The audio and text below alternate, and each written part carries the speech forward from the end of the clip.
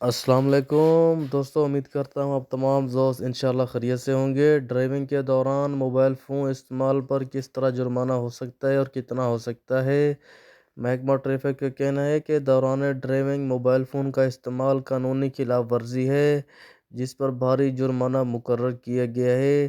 Traffic کی جانب سے شروع کی جاتی ہے، جس کا مقصد لوگوں کی قانونی عمل پر کرنے کی تلقین کرتا ہے۔ محکمہ ٹریفک نے ایکس ٹویٹر اکاؤنٹ پر بتایا ہے کہ ڈرائیونگ کے دوران موبائل فون استعمال کرنے پر 500 سے 900 ریال تک جرمانہ مقرر ہے۔ اس حوالے سے محکمہ ٹریفک کا کہنا تھا کہ گاڑیوں چلانے پر ڈرائیونگ کی بھرپور توجہ حاصل ہوتی ہے۔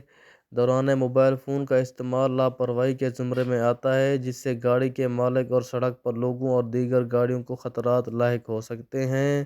مملکت کے تمام شہریوں کو خود کا سسٹم نصب ہے، جو ڈرائیونگ کے دوران موبائل فون استعمال کرنے کی خلاف ورزی پر بھی ریکارڈ کر لیتے ہیں۔ خود کار سسٹم کے ذریعے کیے جانے والے چالان کی اطلاعات گاڑی کے مالک کو موبائل فون پر ارسال کی جاتی ہے۔